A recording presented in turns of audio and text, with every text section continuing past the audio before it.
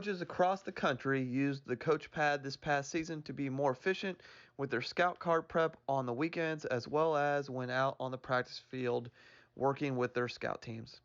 Whether you're a coach using a computer program to create cards or drawing them by hand, the Coachpad is for you. Never printing paper or stuffing a binder, clearly seeing scout cards outdoors in the bright sun, and using the coach pad on game days, syncing diagrams from the press box to the sideline were some of the features coaches enjoyed this season. This offseason, get your coach pad at thecoachpad.com to get your program ready for next season. Thecoachpad.com. Welcome back to another episode of the Gap Down Backer podcast. Today we have an extremely good friend of the channel who, if I didn't hit record at this point, we would lose probably hours upon hours of good content because we've already talked for 20 minutes and I've borderline almost cried from laughing. The legend himself, the offense coordinator at Pampa High School in the great state of Texas, and the throwing coach for shot disc and all that lovely stuff. Coach John Arnett. Coach, how you doing? I'm good now. Hey, I'm just an O-line coach and a throws coach. My head coach has resigned. I am happy here in Pampa as a harvester. My daughter's doing well. So, as all coaches know, coordinators they're kind of going to be first up on the chopping block when a new guy comes in. So, I'm just good being back to being an O lineman and then a throws coach. So, but I'm doing good, Coach. I'm glad to be back. Well, speaking of throwing, like, cause we talked a little bit of track because your daughter does a very good job. Mine's running the 4x4 tonight. And you mentioned a little bit when we were talking beforehand. Like, how do you think? Because obviously, a lot of throwers usually play football. I mean, I would say there's a good portion, or specifically like O linemen. I think you see a lot of O linemen and like tight end, fullback type bodies. Right. How do you think those two kind of like translate with each other? The throwing and the football and just the general life lessons there. Yeah. And so not even just for football, I think track at the high school level is universally good for all athletes. It is. So when you think about team sports, or let's just say you think about sports at the high school level, boys, girls, it don't matter. It is usually a team setting. It's going to be, basketball, football, volleyball, baseball, softball. Those are our big ones down here. Soccer, soccer's big. All of those are team mindsets, right? Everything's together. You gain that hive mentality, right? Which is good. We like sports for that because it's an important lesson to work and know how to be an operating member of a community, like driven by one goal. Well, it's also really good to know how to be autonomous and like be an individual and take care of your business. And what track does, because track is spread out. It's unlike all the other sports. There's some parallels maybe between like, if you want to throw in powerlifting, wrestling, the format of I have a open schedule. It's like the electric company says, hey, we're going to be there tomorrow. And even though it's 2024, I can only tell you I'm going to be there between 6 a.m. and 12:30 a.m. the next day. Like, they're going to give you the biggest window, which I don't understand. It makes me so mad because it's like, you got GPS and cell phones. Like, you could give me like a 1 hour window. You really could. Anyways, not the point of the topic. When they have to have an open schedule all day and they have to know an order of events and like, it's going to be different in some settings. Maybe JV boys discus goes first this week. And then next week it's JV boys shot goes first. Doesn't matter, right? The kid needs to learn on himself. And one of the things that I really, really believe, like as a coach, if you're coaching track, you need to be pushing, is having that individual athlete, that student athlete, understand how to warm up, what a warm up is, like what I'm really trying to accomplish. Not just like, all right, hey, you need to do 10 yards of high knees, 10 yards of butt kicks, I think a lot of kids don't understand what they're doing when you're just giving them a list of things to do, right? Like, hell, you might as well be telling them to go clean the kitchen on that stuff. They're going to be a little resistant. But, like, if you break it down to the athlete with the sense of, hey, you are trying to get your mind and your body right to compete.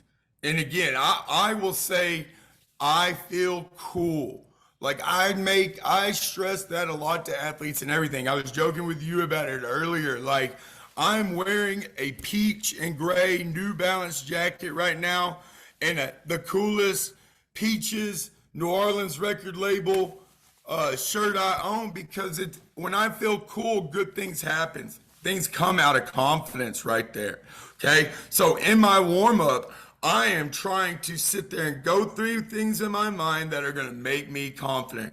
If I just watch other people perform, yeah, I'm going to psych myself out. It's the stupidest thing in the world when you go to high school track meets and you see all these kids lined up by jump pits, all these kids lined up by discus rings, and they're just arms crossed, sitting there staring, watching another person do it. Like, how is that going to make you prepared to do something at your best? Like, and I'll ask kids that. I will prompt them that. Tell me how you're going to perform better standing there like that rather than going and hitting positions, which is what I tell my throwers a lot. It's about coming around on my left and stuff, or feeling light and bouncy and springy and stuff, like doing high knees and doing some little plyo jumps and stuff like that. Explain that to me. And they can't. And it's like, you have to be like a mother hen about it. Like you have to nag them about it during it. But it's like, if you can get, and you go look at a track meet and go look at the elite level athletes that are at that meet. There ain't nobody holding their hand. So it's like, I promise you there's some kind of connection there that if a kid can learn and fully get what a warm-up is, where man, they feel loose and there's no tension in their body, but they're like a whip, they're snappy, they're poppy and stuff, right? Like, man, they're ready to go. And that's all based on they got their selves ready in time, right? And it's, who knows, the 400 could be ran anywhere, or like you were talking about your daughter, the 4x400. Hell, it might be 10:30 at night, and up in the Midwest, it could be 25 degrees, and ice could be slapping you in the face on that back stretch after that monkey's jumped on your back on that back curve. You know what I'm saying? How have you prepared yourself before that point to know that? Because that's inevitable, and that. Man, I love the quarter because of that. The 400 is I can tell a lot about any athlete by watching how they run a 400 because you can't hide from it. Ain't no room for cowards on the 400. Like it is for big dogs only because it hurts. You know, when I was growing up, I was real lucky. Don Price was my athletic director, head football coach. After every single workout, he was a track guy. He coached track, ran track in college also and stuff like that. After every single workout, we ran a quarter for time. And I went back and coached for him later and I said, well, why, what is that? And he's like, you can't hide from it. He's like, they may cut reps. They may cut reps during the workout. They may get away. They may see coach ain't watching on this one drill and kind of half-ass it or whatever, right? But like, if you put that quarter out for time, the shoulder's gonna get straining like all through that. Coach, I can tell you, I've ran a ton of them all through that neck and shoulders. You get so tight and it's so numb and you're like, I can't keep it moving. And then you're done and it hurts to breathe. Coach, it's a race for dudes. It's a race for dudes. So getting the mind and the body right to know that it's got to go run through a wall like that, that's, man, if you could think about if you could get every athlete in a program to think like that. Hey, I know I'm about to have to do something that is physically going to exhaust me. Okay, I still got to compete. I still got to go get it. So what do I need to do that? And I think as coaches, if we can generate our warm-ups and present it in that manner, we can get a lot more out of it overall. And I'm talking about team side also, like if you're in football. But that is what coaching track has taught me, is that I've observed that that when kids learn how to warm up properly on their own, they know how to compete now. Like back when Matthew Bowling at Straight Jesuit was running their 999s, that man was like the T1000 out there. I mean, he was locked in, and he was relaxed when he needed to be relaxed and stuff. But he was doing events all throughout the day, from long jump, the 400, the 100. You know, he would do different events, and there's different ways to warm up. And I would watch, because that was back when I was at Summer Creek, and watch his warm ups and stuff like that. And he was always on precise deal. And I know there's a correlation there, you know. Oh, perfect, coach. Like, I mean, that's where, like, when my daughter's telling me she's going to be doing on the 4x4 or 800, it's like, you ain't hiding. It ain't the grid. Like, you're not, like, it's just like those people that run the mile. Like, you see, oh yeah, like, you see some suffrage there. Like, yeah, but that 400, that 800, that 800, and the 300 hurdles, those races are not for the meek and mild. Like, it is a strain and a pain, and yeah, it's a long sprint. You know, the 800, especially if you're going to be an elite 800 person where you're running like 151. I mean, think about that. Running a 151, you're taking, what is that, 255 quarters? Yeah. I mean, wild. Yeah. It's get you some of that. Yeah, no, I'm good. I played offensive line. Yeah, and wouldn't it suck to be good at that? Like, hey, you know, God's handing out gifts, and it's like, hey, here you go. You're the best in the world at the 800. Congratulations at, like, feeling nothing but pain every time you do really good at it, you know? And it's like, hooray. Enjoy yourself. But it has to be worth it, right? Because people do it. That's the exciting thing. Like, that's how fun competing is. Competing can sit there and be like, all right, this is going to hurt, but dadgummit, it's going to be worth it, right? Because it's fun to know you're fast, and it's fun to know you're better than other people. You know, that's something. My tentative starting running back for next year, I mean, his two best events are the 4 and 800. Like, boy, that's awesome. Yeah, dude, that's a good sign.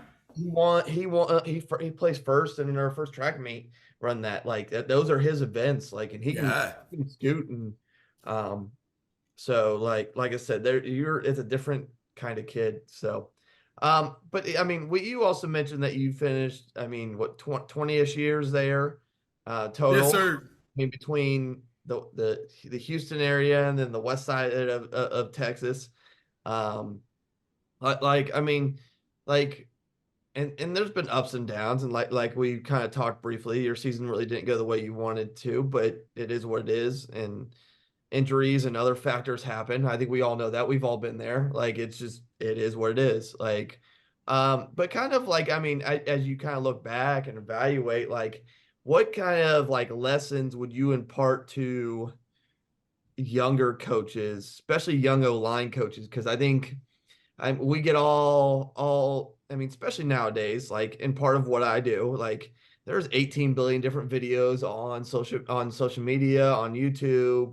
There, coaches drill tape gets put out there, and everybody wants to emulate what so-and-so at whatever university is doing, when it may or may not actually apply to their actual skills. And there's a lot of mental prep that goes into this stuff that I don't think people realize either. Kind of like imparting knowledge on younger coaches. It doesn't necessarily have to be just O-line, but just in younger coaches in general. Yeah, sorry, my daughter's cat's yelling in the background and distracted me. Cats are wild, man. They're going to be loud. Yeah, anyways, man, being a position coach, especially an O-line coach, your number one job, like, you got to get those kids on your side. You got, like, those are your guys. Like, if you're an O-line coach, if you're any coach, this doesn't matter, any position coach. I'll go over and just kind of talk about being a position coach. You know, you've got to get those guys on your side. Disappointment is so much more an effective motivator than fear. When a kid thinks that he is going to let you down, he is going to try harder than if he thinks you're just going to scream at him and jump his ass. Like, there's those times that you do need to get off in the middle of people and let them know, hey, wake up. But like anybody out there, I want anybody that listens to this, you need to think right now, every single time someone yelled at you in your life, what was going on inside? And I promise you, you're like, your body's screaming either, like I'm scared, or your body's screaming, ugh, like I'm like listening to the thrash metal, I'm about to beat this dude's head in, right? Like, neither of those mindsets are advantageous for learning. I'm like, you don't want to put people into fight or flight. And that's the whole deal. And people confuse this stuff. Like, so like, I think what they call it technically is like soft parenting or something like that. There's some really good merit behind it when you think about it. It's just like you can't be soft with things ever. Like, don't think ever in the word soft. I don't believe in that. I think there's got to be some drive and there's got to be some hardness to things, right? Duality is an important thing. There's yin and yang. Like, I need to be understanding of how people learn, how people process things. And I need to understand that emotions play into that. And if you don't think they do, then you're not really thinking. Because I know, like, when I get pissed off, I start saying things, and then later on, I'll even think, and I try to say I'm sorry, because I'll snap. I mean, hell, I got enough boomer programming in me, I promise you, to where I can go off and just be this sarcastic, just disassemble people. You know what I'm saying? Like, I can get violent with the words. They're like liquid swords. You know, I do my verbal duels with that stuff. Sarcasm's a language I speak very well. But every time I've done that, especially in the teaching, like of a kid, it never really resulted in the product I wanted. So like, that's the big thing that age gives you, is you start realizing that stuff. I remember I was in Hallsville, Texas. It was like my third year coaching, maybe. This is like 07. I was young still, right? And I'd only been in a program where, you know, whatever it was in the 90s in Texas, there was a lot of screaming at kids. I mean, coaches were military. It was all military style back then. You do what I say now, or you're not going to like the repercussions, you know, and it could be freaking SWATs and stuff like that. You know, you should just bring the paddle out, bring the pain, which that's what I talked about, motivation by fear, right? Well, the problem is in coaching is like a lot of young coaches, you're not going to know a different way if you haven't seen a different way. And what a blessing of nowadays with the internet, with stuff like this, that there's the opportunity, if people want to take it, to reach out and hear those different sides. I didn't have that. Still 07 and stuff.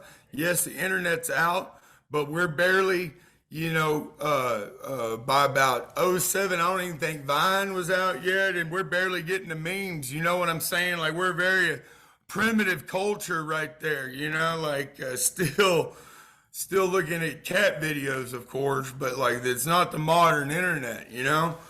So you didn't really learn too much. Now I had started, like, I remember like early on, even my first year, I could get online and stuff, but it's still, I'd only been yelled at, so I started yelling because I went back and worked for the same program that I graduated.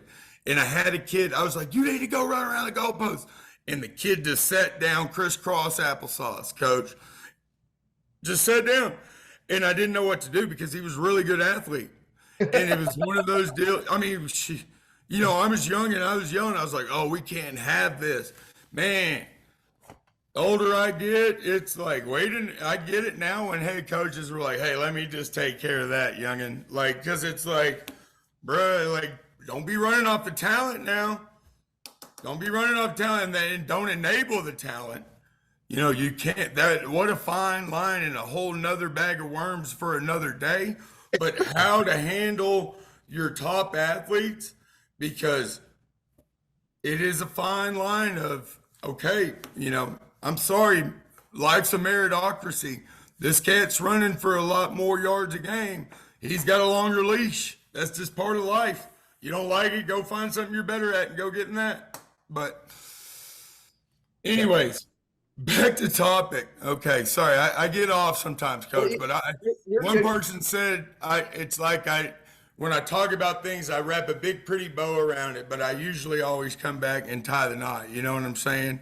But you are right, though. Like, I mean, let's just be honest. The teacher that gets, I'll use this example, and people will probably get mad at this, but like the teacher that gets really good state test scores is probably going to get a longer leash to do certain things in their classroom than the teacher that doesn't. Like, it's a performance-based culture. Like, it just is what it is.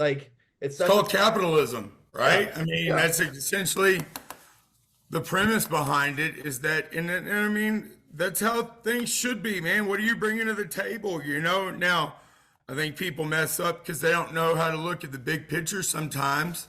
Like when you're talking about adults and stuff, like what are we doing as a whole deal, And I think as a self-reflective deal, things that I've had to go on through and stuff and be like, hey, you're really good in this aspect, but you're not very good in this aspect. So like round yourself out, That's the hard part as a coach. Man, you better be learning and growing as much as that kid is. Worst thing in the world would be the same person I am now that I was then, like luckily I know now not to yell at that kid, right? And as a position coach, I started out talking about getting them on your side. People, and it's all hyped up now, but culture and stuff like that. Culture's natural, though. That's the problem where a lot of people get it wrong, is like you're trying to force these things, right? They'll find them. Look for them, and you'll find the things that to build your culture around. Don't say row the boat because homeboy said row the boat. Like if you're saying row the boat, then you're saying it because you mean it. And kids know that. That's how you get people on your side, is you mean what you say, right? Like live that life. I'm able to live a little bit more outlandish, and I'm able to speak a little bit more outlandish because I'm being honest with it. It's how I am. Like it doesn't sound out there. It's just the flow I am. And that's the deal, is like getting kids to understand. It goes back to confidence and being comfortable. So when I'm an O-line position coach, those guys more than anybody need to understand what it's like to feel cool, because they mostly haven't. That's a league of extraordinary citizens in there. The offensive linemen are the only position of any sport that you have to teach swagger to. Like, they already have humility. They have that built in. Like, every other position, like running back, stuff like that, you have to teach humility, it seems. With offensive linemen, you have to tell them it's okay, because they want to just whatever it is. And now I'll say this too, culturally, all of my beliefs obviously are based out of growing up because when I get into my O-line theory, I hit the nerve of it, Coach. I'm on it because I've lived the life of it. So it's like, this is from the perspective of somebody in the South, but it's like all these big, and probably the Midwest is like this too. All these big white offensive linemen have these mamas that say, no, baby, you're going to hurt him. Like, you can't do that. Coach, we're conditioned to be soft. Like, you really think about it. And mama means well. Mama loves her baby boy. She loves all baby boy's friends. But mama don't know, like, now you're conditioning people that are literally, their gift to the world is I am an ogre. I am bigger than everybody. And it's like cuffing them, taking it off. Because from the time I was born until I was 18 years old, I lived that life. I remember everybody's mom telling me, "Oh no, Adam, you can't play rough with him. He's too small." So it's like it's my fault. So now I have to go half-ass because your genetics are tiny and mine are big. That's not fair, right? Like, we want to be fair now. It's 2024, mama. Let them big boys play. So my point in all that is that understanding that most of those kids in that offensive line meeting room have been programmed to be very gentle around things, to watch out, okay? So the biggest thing that you have to coach, you were talking about schemes and stuff like that, no one cares. Get them to run off the ball. They have to run off the ball first. They can look beautiful doing duck walks and half buckets and kick slides on there. I bet they look gorgeous with it. But now when you put in the physical aspect of it, they are scared to run through things, and not overtly scared, not like I am terrified, but again, a lot of kids in the O-line meeting room have been conditioned to not run through people, okay? So you got to understand that. Don't get wrapped up in the technique. Get wrapped up in the basics of what you're trying to do. Where are you trying to displace the first level? What are you trying to keep? Where is the relationship between the pass rusher and the quarterback? Start there. Start there, because they're not going to be able to, they're just, am I wrong, Coach? Have you ever been around offensive linemen? That's their weakest suit, is running through things. So like right now, one of the things I've been doing right now, training in off season, one day a week, or at least one day a week, we will go over and like I've been able to, my head coach up to this point has allowed me to have like, I get O-line time during the period. So I get like it's beautiful. I love it. It's the sexiest thing in the world, dude. Like, I get to just work with my guys right there. And so like, I emphasize, and I'm kind of getting back off around, but I'm gonna get back to it quick. I emphasize there's two types of training, right? And there's two mindsets to stuff. Because I think you've got to teach offensive linemen. I think you should teach all kids, but if you have the opportunity to have your position group during off season, take time to verbally say this while you're doing drills. We will do hurdle drills, right? Like stepping over the hurdles, because hip mobility in any athlete is key. And most bigger athletes don't have hip mobility because they plop down on couches because their bodies can't support their weight. That's just the sad fact. That's no cap. That's just what it is. Okay, so getting them to go over hurdles, under hurdles as many times as can is good idea. But we're training. So I tell them when I am training, I want to have the mindset of making and executing the rep as perfect as possible. Just as clearly as I am trying to separate my words and articulate, be specific, but sorry, I gotta take a drink, I get caught up. Mouth got dry there. But take the staccato out of it. I wanna be smooth. Everything I've ever seen in life is smooth. Everything athletic is smooth, so control your body. Okay, when you're going over these hurdles, I want no acceleration right now. I want constant motion where I am going up and down fluidly. Up and down fluidly. Like, so as I go up and down, There's no stiffness or jerking to it. I'm focused on being as perfectly postured. I'm big on posture too with all athletes, by the way. Perfectly postures up and down over it, fluid. Because I believe if you can train an athlete to think of the mindset of, I want to purposely control my body through a movement. Okay, and that's why I want to say there's two mindsets, because that is not competing. We're going to get to competing in a second. When I'm training, I am going to sit there and I'm going to try to be fluid. So we go up and over, we'll go over the hurdles, all that, blah, blah, blah. On the way back, and it's 10 flights of hurdles. On the way back, we do kind of a modified wrestling shoot walk, duck walk type deal, if that makes sense, where I'm not all, like when wrestlers shoot and they're doing that walk with it, like in warm-ups, their hips are all the way to the ground.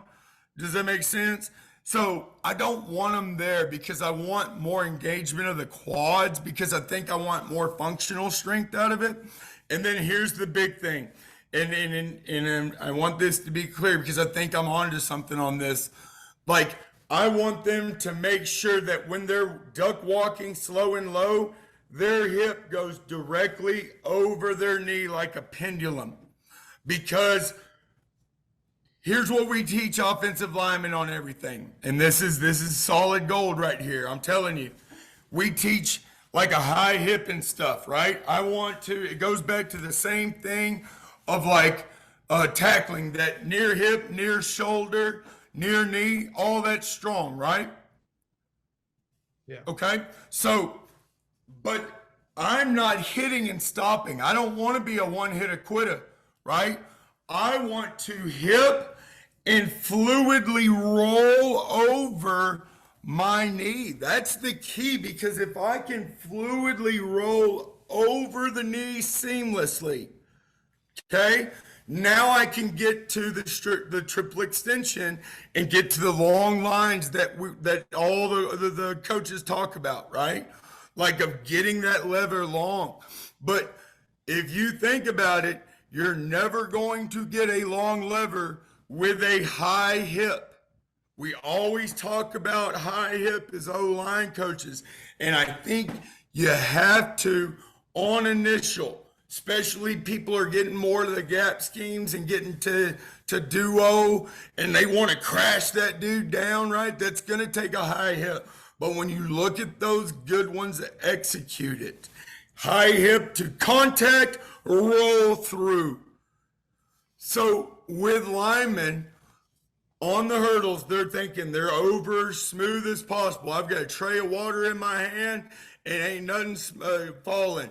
On the way back, they are doing that long, slow duck walk, and it is like a panther that is on the prowl. Like, I am smooth.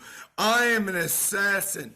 You can't tell me, at least at this point in my career, now 2 years from now, I may find out I'm an idiot. But right now, in my mind, you can't tell me an athlete that can control movement smoothly in a very flexed position that is going through flexion and extension. It ain't a dog, So we'll do that, and then we'll finish with competition, which is the second mindset. Because if I train real purposefully, if I tell athletes, hey, this is the why, and like, here's the deal. Just like they talk about in the classroom, like we get pissed at kids all the time for talking in the back of a line or something during a drill. Give them something to think about if you don't want them doing that. Well, at least, and it's not going to be perfect because they're kids and they're going to lose their focus. But at least on your side, if you're like, hey, you're thinking and you're watching what he's doing and you're thinking about this, and when you're going, you're thinking about this. Now you're getting that mental engagement, and you're just trying to make it where they can focus longer. People bitch about, these kids these days can't focus. Well, find ways to make them focus longer. Don't gripe about problems, find solutions, right? Like we got what we got at the high school level, right? We ain't got NILs. We ain't got Coach Prime that's going to go get all the big dogs. You know what I'm saying? We got what we got. So we got to find ways. And the deal is like, you really want, man, and think about it. If you're getting young adults to think purposefully through things, and like, you can't tell me, I love thinking and stuff. So this is one of my beliefs on that. Man, solving a problem, feeling like Sherlock Holmes, that gives me that dopamine too. And kids need to learn that side of learning. Learning is not fun for them right now because their body doesn't release dopamine sitting in a line, either doing whatever the lesson is, right? Bodies get dopamine from thinking when they're doing actual engaging activities. People talk about that. So it's like, but kids don't know that because that's hard to translate. It is hard to communicate stuff on why. Like, it's hard to teach movement patterns with getting kids to understand because they got to know why, and they got to know the biomechanics behind it. You want to be a really, really good coach, you better understand biomechanics. You better understand sports psychology or just human psychology. You better understand human development because you have a product that is a young adult. You have another living being who is placed under your guide to be better. You have to think about them. You have to build that connection. If you don't get them on your side, I said it earlier, how are you really going to someone asked me, like when someone asked me to grab something off the top shelf at the grocery store, like a random person, because like I'm 6'4". So a lot of times if there's something up on a tall shelf, like people be asking me, like I'll do it, but I don't care. I don't care. Oh yeah, no problem. It's no big deal, right? If I haven't built a relationship with a kid, the kid may do it, but he don't care. Like he's just doing it. You haven't given him why. You haven't given him what is the worth out of this? What do I gain? If I do this, how's this making me better? Like how's this adding to my wealth? And wealth not necessarily as in a true monetary sense. How is this adding to my wealth as a person? Like build them up, give them wealth. You want winners, tell them they're worth winning. You got to build that up, build it up. And you may not win. Some of these kids are beat down, but build them up because at least you're doing that. It's all about being a spark. I was telling you earlier, like what a great job you do by being a spark in the coaching community by offering all the things you do. And it seems like I'm probably on your end, you're like, oh, it's nothing. It's just what I do. But man, it's huge because that's what it's about. Like why wouldn't you want to just be excited and be a part of what you do? I have friends that are in the refinery business. Like where I grew up is down there in the like Ship Channels area. People have these plant jobs. They make great money. They're miserable. They never make a product, right? There's no drive. There's no excitement because it's just show up, clock in, make a paycheck and stuff. As coaches, you got to be about that life. You got to be about like being a spark and getting exciting about it. Like how lucky are we to be around competition still? Like fuel that flame. We want America great. We want to be great as a people again. Inspire competition and inspire confidence in kids because every single thing I see in the media is negative and it's not confidence and it's, things are bad. Things are what they are. Just like I got to run a quarter, just like we talked about earlier that your daughter tonight is going to have to slam that quarter and it is going to hurt. Life is going to hurt. It is going to hit you in the face again and again and again. This past year, going 2-8 as a coordinator and not being able to score and trying everything I could it was terrible. It was scary. There was times you want to just be like, I can't do it. I can't. No one cares if you're scared. No one cares if it hurts. Okay, when they watch freaking Brock Purdy or any, I don't know why his name came up first in my mind, by the way, but when they're looking at the NFL men, like, do they care how hard they train? Do they care how good of a person they are? Some of those NFL people are awful people, great athletes, right? No one cares. It's just about getting the job done that you need to get done, right? So you have to keep attacking things. You have to stay calm. Everybody's going to get scared. My body and my mind scream, ah, all the time.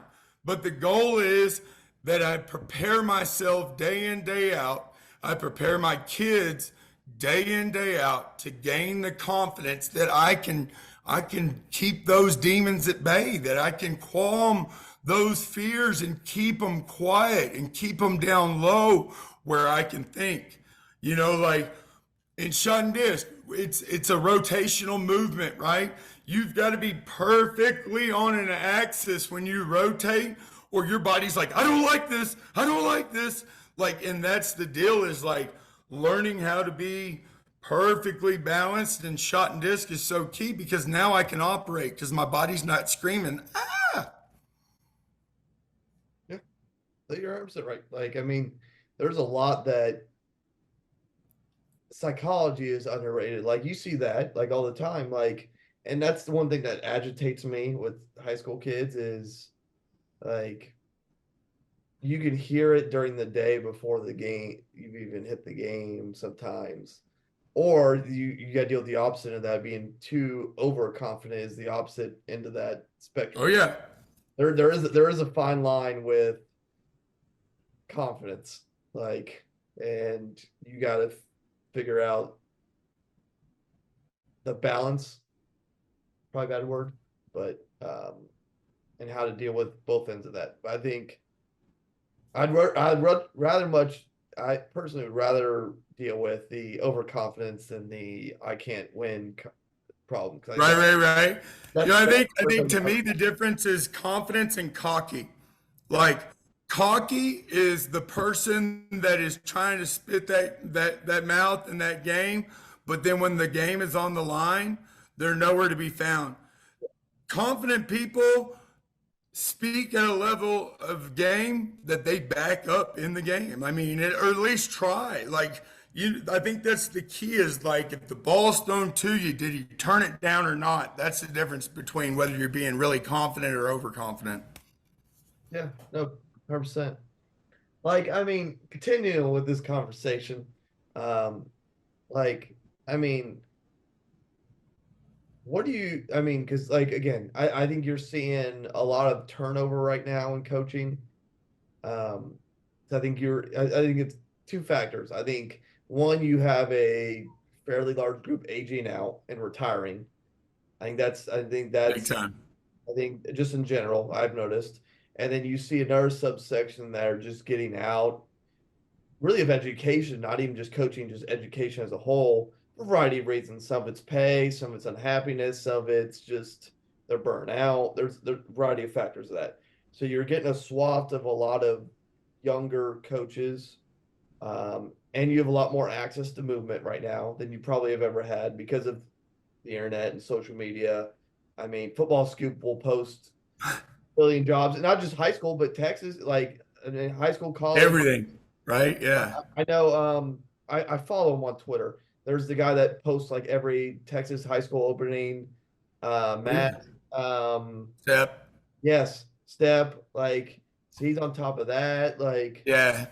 coaches associations posted all that lovely stuff. So Texas is so supportive organization. Like, our media, our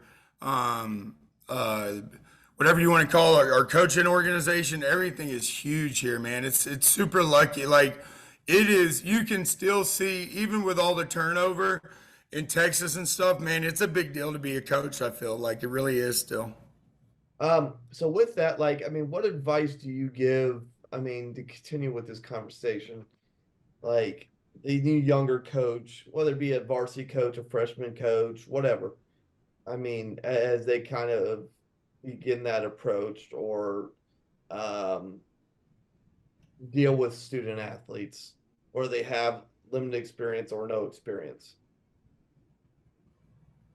So like preparing them for what, What's the what, con? Because let's be honest, the demands are higher than they've ever been.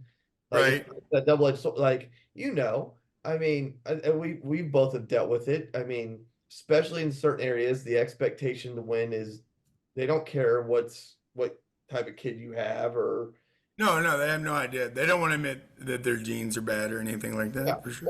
or that you have like the three smallest boy classes that you've ever had come to your Yeah, yeah. you just have a general numbers problem.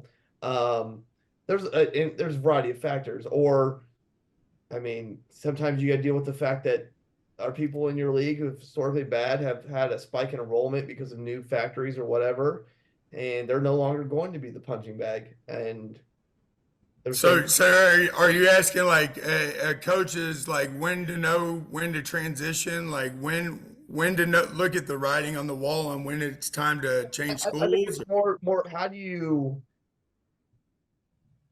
assess and prep kind of what you're how to approach season no matter like the situation. Oh, I got you. I got you. I got you. Yeah, it goes back to, and it's as much as like it's like I don't know. It's not like I resent the education side or whatever, but it's like, it just seems coaches have it, but like they know their stuff in some aspects because it's all about like formative evaluation. I mean, that's kind of what you're hitting on as it is like it should always be an ongoing process, like so malleable and so fluid throughout the year. Like, football season wise, you get done with season, then you break down the season, and then you start evaluating preliminary, like where your athletes are, and like, okay, what are we good at? What are this? And it's like you're also trying to take into account what are we trying to gain in off season and all that right there. There's a lot of fluid things, and it's if you're a young position coach and you're just getting in it, those are the times to be quiet and listen to old coaches because you're not going to understand. You can ask questions. Like, man, that's a good point right there, I think. Something I mistranslated when I was a young coach was like, hey, be quiet, know your role. Meant, like, I didn't ask enough questions, and it's like, I think older coaches need to make sure that they make it known. Like, I'm really, really big on mentoring younger coaches in the office. Yeah, you just got to. Like, you're not going to know. So it's like, ask questions when you're young, but like, when you're looking and evaluating, that's going to be the hardest stuff to probably learn as a young coach. Like, you need to be asking people that you trust or reaching out on the internet that you think understand, and but also because in the end, like, schools are so, man, everything is freaking pragmatic, and I mean that in education. Like, each school is so different. Like, Mhm. there's so many things to take into effect on that question that it's tough. The main thing is like young coaches need to be able to understand that they need to be learning from the coaches that have been doing it for a while, and they need to be asking questions. And it's okay to introduce ideas, but like, don't get your feelings hurt because like ignorance is funny because it's like ignorance is being dumb without knowing you're dumb. Like, and it's not a bad thing. Like, we talk about ignorance like it's just like being dumb. You just don't know, and sometimes when you bring ideas, it may look like a good idea. Like, I mean, you were talking about they've got all this stuff online now of like all these drills and stuff. And I remember being a young coach, like trying to bring a new drill, and then people kind of laugh, and I'm like, I don't understand. And now as an older one, I'm like, it's not even it's not even reasonable, kid. What are you thinking? Like, there's 30 kids you're trying to get through, and time wise, blah blah blah. So Yeah. No, 100%. Like it just, I don't know. Everything's different. Every area is different, yeah, and I think you got to do. And I think what some people do a poor job of doing is the research aspect. The last question I'm going to ask you, um, I think I probably have already forgotten it as I'm doing it. Like you've been an O-line coach for 20 years. You've been an OC for the past 2, like, and really 1.5 because you got the OC job so late because of right. job transition. So really like a year and a half. The first year you really didn't get to install. Really, like you were just taking Right. that. But like off-season assessment, how have you like as whether it's being an O-line coach? Because I mean, obviously, like an O-line coach still has a lot of say. I mean, like, because you're the Right. OC will ask you, hey, what do you think your kids can run? What can you teach? Blah blah, all that stuff. Right, right, right. But how are you assessing your talent for what you're going to work on and install from year to year? I mean, I think that's one of the struggle points I maybe occasionally have is like I have an idea, but I've been at such small schools the past couple of years that you've such turnover some years that it's just like how are you evaluating your kids so you know kind of what you want to have a decent idea of focusing on for the next For year? sure, for sure. Really, it's like constantly, I would say, I try to do it every week, but it's at least every other week, like a fluid depth chart, like literally just on paper. Like, I always keep, like, I think coaches, like, having a journal is big time, man. Like, I love to write things down. It really helps me get thoughts out, it helps me organize stuff. And it's like I am writing a depth chart, and I'm making it fluid every 2 weeks. I'm letting them know every week who I think the top 3 are. Like, I want them competing for the top offensive lineman, and I want them, even if it's not realistic, even if it doesn't match up to your depth chart sometimes, you know what I'm saying? Like, but you're trying to find those ways. Like, one of the biggest things during off season is like, how do you put that carrot on that stick out in front of them? You know what I'm saying? Like, how do I motivate them and keep them interested in stuff? So, I'm looking again. It's very just. I think it's got to be a fluid process. You got to find it, but it's also I'm looking at what kind of questions they're asking me and stuff like that. Like, is this kid? There's so much of is he retaining what I'm really trying to preach? And I'm big during this time of the year, like I've already said, is I'm talking and observing and trying to train a lot more of purposeful movement and competitive dog mentality as 2 separate deals, but like the keys to that everything I'm doing, like I'm sending text individually to kids and to group. Like, I try to send individually every one of my offensive linemen 1 text a week at least. And group wise, I'm trying to send 2 a day or so. I want to be asking about like, I got several that are in baseball right now. I'm trying to keep that connection. I want them to always know Coach Arnett's thinking about them and stuff. I think that's really huge on that. And you'll see that those kids that are open to the exchange and start participating more, and it won't be 100%, but those will be some of your better ones because they're training right. Like, they're listening, they're being receptive, like. So your evaluation process has to kind of be this very open, like, try out things. Like, I know years before I've made spreadsheets and stuff where I'm keeping track of everything through that and whatever you got to do. But like, I think as a position coach, it's just finding ownership and trying to find out who you are as that position coach. Like, explore, play, find different ways. Research, like you were saying, you got to be learning, you got to be exposing yourself to new ideas and trying to generate new ideas. Don't be scared. Don't be scared to try new things. Take a look, get it on paper of what you think being that position is. What does a Z receiver look like? Write it down. I have what I call my O-line manifesto. Like, because I think it's funny because it gives off creepy vibes. I don't know. Just millennial humor, I guess. But anyways, I've written out what I think, and I do this every other year, every 3 years. When I think about it, I'm going to go back through on what are all the traits of a center? What are all the traits of a right guard, right tackle? What am I looking for? What movements do I need this kid to move? Like, how does this movement work?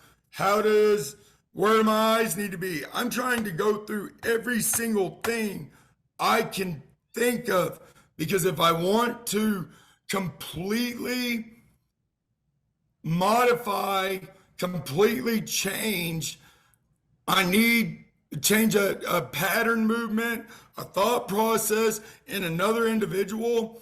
I need to get an idea of where do I want it to be? What does the mold look like? What is the perfect O lineman for me?